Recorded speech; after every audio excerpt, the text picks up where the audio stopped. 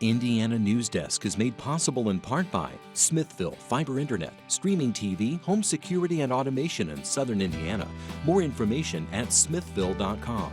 MALLOR GRODNER Attorneys providing legal services to clients and the community. Understanding, expertise, results. Bloomington and Indianapolis. LawMG.com. IU Alumni Association connecting IU's network of alumni and sharing the Indiana spirit through scholarships, advocacy, and volunteerism. Alumni.iu.edu. IU Center for Rural Engagement extending IU Bloomington resources to improve Hoosier lives in partnership with communities and organizations. Rural.indiana.edu. And by WTIU members. Thank you. Coming up on Indiana Newsdesk. Indiana's rolling average of new daily coronavirus infections has gone up by 85% in the past 3 weeks. Still, the governor says he's not imposing new restrictions. Those actions and inactions can mean whether or not our kids are able to stay in school, in class. Ahead, the latest COVID metrics on hospitalizations, new cases, and deaths. Plus, the election is less than 3 weeks away, and history shows the way Terre Haute goes, the nation goes. They went like 25, 30 years, and they picked them. Do folks think the streak will last? Coming up, more from Vigo County voters. And in Spencer, the Pride Fest is underway, but without the usual crowds. Those stories, plus the latest news headlines from across the state, right now on Indiana Newsdesk.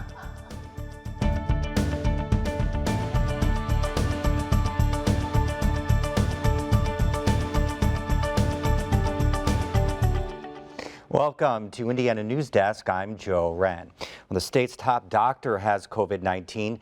New infections across the state are surging, and hospitalizations are at levels not seen since May. Governor Eric Holcomb says he's extending the state's mask mandate, but he won't reimpose any COVID-19 restrictions despite all of the state's guiding principles heading in the wrong direction. Our actions or our inactions, and those inactions are costing, just to be blunt, healthcare costs, lost wages, business failures. Don't kid yourself, we're all paying this bill. The bill's coming due. The state's 7-day rolling average of new COVID cases has doubled in the 3 weeks since Holcomb lifted most of the state's restrictions. The highest risk counties are scattered across the state. The State Department of Health designated 22 of Indiana's 92 counties as higher risk locations for coronavirus spread this week. 9 counties were at those levels last week. Rather than blanket restrictions, Holcomb says the state is focused on providing support to local communities that are experiencing spikes in cases. The 2020 campaign for Indiana governor has been overtaken by concerns about the ongoing COVID-19 pandemic and nationwide protest over racial injustice and police violence. Those issues have made for a tighter race than expected as incumbent Eric Holcomb, a Republican, tries to fend off challenges from Democrat Woody Myers and Libertarian Ronald Rainwater. Indiana Public Broadcasting's Brandon Smith spoke with each of the 3 candidates about the race's big issues. Hi, Brandon. Hey there, Joe. So Republican Governor Eric Holcomb is running for his 2nd term in office after he replaced Mike Pence on the gubernatorial ticket 4 years ago. Naturally, as you said, our conversation centered on the coronavirus pandemic and the state's response. Well, Governor, thanks so much for sitting down. I want to start with the thing that's dominated all of our lives for the last 6 months, which I'm sure you can guess is COVID-19. Looking back over the last 6 months then, is there any changes you would make? What would you change about the state's response to the pandemic? Well, I certainly wouldn't change how proud I am of the way that 3 different sectors all came together in a real quickness and focus. And that is the nonprofit sector, the private sector, and the government sectors. And I'm not just talking about the state government, I'm talking about local governments as well. And so we're in a place where we can continue to manage our way through this. You know, we didn't ever shut down completely. A lot of people say you shut down. Well, I mean, there was a lot of business going on. And so when you balance the lives, first and foremost, safety first, and the livelihoods, we're proving you can go back to school. We're proving you can go back to work. There's been criticism of the way you've spent the CARES Act money. Why are we sitting on so much of that money? Well, we're being fiscally prudent about when we actually, not just as you point out, allocate, but actually spend. We're going to spend this, the allocation that we've been given through the CARES dollars from our federal partners. We won't leave money sitting on the table. But look, I took equal criticism for not spending down the rainy day fund and not spending down our reserves. And folks said it was raining then. Thank goodness that we had those reserves to be able to bridge our way to the other side. And we're looking at where are the needs right now. On to the other thing that's dominated headlines the last few months, which is racial inequity and protests around police shootings of black men and women and things like that. You announced a series of steps that you want to see the state government take, as well as potentially into the future on this issue. Do Hoosiers of color in particular have a reason to be skeptical that things will change? Well, maybe to date, but hopefully not going forward because of the actions that we're taking and going to continue to take. After Mr. Floyd's death, it was crystallized in my mind that we have to do something different than just have those programs out there. And if there are barriers in my house, in the state house, in the state government, then we need to make sure that we're removing those barriers and getting rid of those hurdles. And what it comes down to in my mind is empowerment. How are we going to empower people to better determine their own destinies? I want to talk about education. Always an important issue for a gubernatorial campaign, but more important perhaps than ever because we no longer have we will no longer have an elected state superintendent. So when it comes to that decision, the first ever appointment for a state superintendent that you might have if you're reelected, what are the qualifications? What are you looking for in that person? Fluent in the area of education from the whole complete pathway of a student's life. So they have that experience. The same thing I'm looking for in every agency head, quite frankly. Someone who's honest, someone who's humble, and someone who's hungry. Teacher pay. Teachers, the vast majority of teachers in Indiana got a raise from the last state budget, we know, from the IRB data, but it still doesn't get us to where we'd like to be because we started from behind. You have the Teacher Compensation Commission that was working on developing long-term solutions. Is that sort of the long-term solution for really paying our teachers what they deserve kind of off the table in the short term because of the pandemic and the economic struggles that have come with it? No. I want it to be higher, as you point out. I've been very vocal about that. That's where this long-term, how do we sustain paying our teachers what they are worth and what we expect of them. And that's where they're looking at. And yes, COVID affected that, but it's not going to derail anything. Well, next up is Dr. Woody Myers, the Democratic candidate for governor. Now, Myers has one of the most compelling profiles you could ask for in this particular election year. He is a medical doctor, a former state health commissioner, and the first black person to run for governor on a major party ticket in this state's history. And yet, at the same time, Myers, in part because of limitations caused by the pandemic, has struggled to gain traction in this race and is considered an underdog. So let's talk about those issues that have dominated the headlines so much this year, the first, of course, being COVID-19. What would you have done differently if you were running the state than what has been done so far here in Indiana? Oh, so much. I wouldn't have followed Mike Pence's lead, for one thing, or Donald Trump's lead. And now we know that both of them have lied to the country repeatedly. There's the tapes to prove it. I know that we should have done our testing program far earlier, far more aggressively. A number of governors were very aggressive in bringing PPE supplies together for the folks in their states, and they were far more successful than we were. Now we see that in our nursing homes, for instance, the cost of a dollar's worth of PPE 6 months ago is $6 to $10 now. And that has been because we did not aggregate our purchasing power. We did not have an inventory in place. That's something I would absolutely have done. We moved the stages along too quickly. In addition to that, we don't even today have really a mask mandate in Indiana. We have a mask suggestion. And it's just my view that what was absent from the beginning was true leadership. So, Governor has been criticized, particularly recently, for how much money from the federal CARES Act, the COVID relief dollars, are still unspent in Indiana. Right. Is it prudent for the governor to at least wait on some of this money to see what more comes out of the federal government? And how many people will die during that wait? And how many more people will get infected during that wait? The answer is no. You use the funds that you have now, and if the federal government is guilty of not providing complete and adequate instructions, you ask later for forgiveness. I want to talk about the other issue that has dominated our conversation our national conversation, our state conversation the last several months, which is racial injustice. We've seen some steps that Governor Holcomb announced in recent weeks, the hiring of a cabin officer, reviewing all of the training that goes on at the police academy here in Indiana. Is it a good first step? If that's truly in his heart, if that's truly what he believes, then he could have done it 4 years ago, 3.5 years ago, when he first took office, or he could have encouraged his previous boss, Mike Pence, to do it. You know, Brandon, we've got now almost 16 years of leadership in the State House by a Republican governor, and here it is 60, 70 days before an election, that this is now an important issue. I'm not going to need a special officer to look over the work of everybody else and then report on how everybody else is doing. I'm going to hire people from the beginning who know how important diversity is, who know how important inclusion is. Let's talk about education. Always an important issue, of course, in an Indiana governor's race. It's more than half of the state budget, but perhaps more important than it's ever been because there is no longer an elected state superintendent of public instruction. You would be the first governor, if elected, to appoint that role. What are you looking for in that person? What kind of qualifications are you looking for?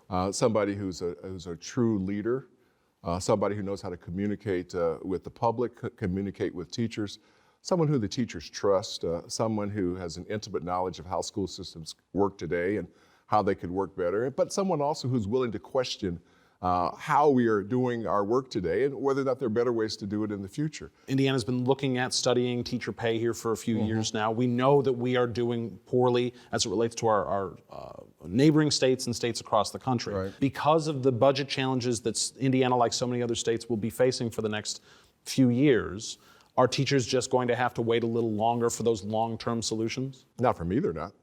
We're going to find the money to pay the teachers of the state of Indiana what they deserve. They are the future of our state. We will go through that state budget with a fine-tooth comb. We will make every change required in order to make sure that our teachers get what they deserve. Well, and finally, Donald Rainwater is the Libertarian candidate for governor, and he's looking to make some history this year. Third-party candidates rarely make much of an impact in an Indiana gubernatorial race. No Libertarian, for instance, has ever gotten more than 3.5% of the vote. But Rainwater is tapping into conservative frustration with the governor's COVID response, and some polls show him breaking double digits, which could have a huge impact on the incumbent. As a Libertarian, what do you see as the role of government in addressing the pandemic? Provide the citizens with the information necessary to decide for ourselves how best to safeguard our lives and the lives of our families. I believe that all too often, the idea that government can protect everyone is misguided. What about the Governor Holcomb's response hasn't worked in your mind? The number of cases, as it relates to the number of tests, has come down in recent months. So it seems he touts those numbers, says it's clear the response is working. What about it didn't work for you? Many, almost 1 million Hoosiers have had to file unemployment claims since the first week of March. We have no idea what the economic ripple impact of the executive orders will be from now over the next couple of years. The money that's come from the federal government, primarily by way of the CARES Act, intended for COVID relief. Indiana's still sitting on $1.3 billion of that $2.4 billion we've gotten. And many of the folks who are still unemployed haven't got unemployment checks because our unemployment insurance system is antiquated. We're not helping those who were displaced economically by the governor's unilateral executive orders. If you're governor of Indiana, as you see the problem of racial injustice, not just in government, but in society in general, what then is the role for government to help address that crisis? Much of the, what we'll call racial injustice, has been government overreach. Here again, whether it was to oppress someone or to attempt to make up for past bad acts, and it doesn't work. You can't use government to fix something that really can't be fixed. What role do you see for that and for police reform? We need to have an honest, straightforward discussion about holding individuals accountable for individuals' actions. And I don't think we do that today. I think we all too often want to blame a group of people for one person's bad actions. I'm a proponent for body cams. I think it protects both the officer and the citizen. I believe that we need to do better training. So education is always a big deal in an Indiana governor's race. The governor will now appoint the state superintendent of public instruction for the first time, as well, instead of that position being elected. If you're hiring that state superintendent, what qualifications are you looking for? Well, I'm looking for someone, first of all, who has not only been involved in public education, but someone who also has experience and knowledge and open-mindedness toward educational choice in Indiana. I believe we unfortunately politicize education entirely too much in the state of Indiana. And we need to focus on making sure that the dollars that Hoosier taxpayers pay for education get to the kids in the classrooms. All righty, Brandon, thank you very much. Thank you, Joe. A federal appeals court says absentee ballots cast in Indiana must arrive by noon on Election Day to be counted. A previous judge had said as long as the ballots were postmarked by November 3rd, they'd be counted, but the appeals court overturned the decision, saying it's the responsibility of voters, not the state, to do everything they can to ensure their vote is counted. Coming up next on Indiana Newsdesk. For decades, Terre Haute and Vigo County voters have picked the winning presidential candidate. Ahead, why some think the streak might end this year. And the Spencer Pride Festival has been happening all week, but most of the events are virtual. Without the crowd, some local businesses expect to lose tens of thousands of dollars. These stories and more right here on Indiana Newsdesk. The WTIU WFIU news team connects Indiana to the world.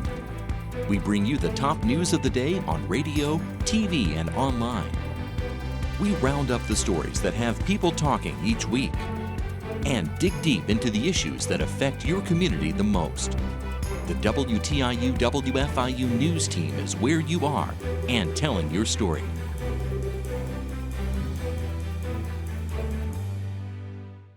There's never been a more important time to make sure facts and the truth are driving conversation. Washington Week is an island of civil discourse in a chaotic media environment. On Friday nights, we gather the best reporters in the nation to unpack what's really happening and have a conversation that's not about point of view, but about informing the American people. Washington Week.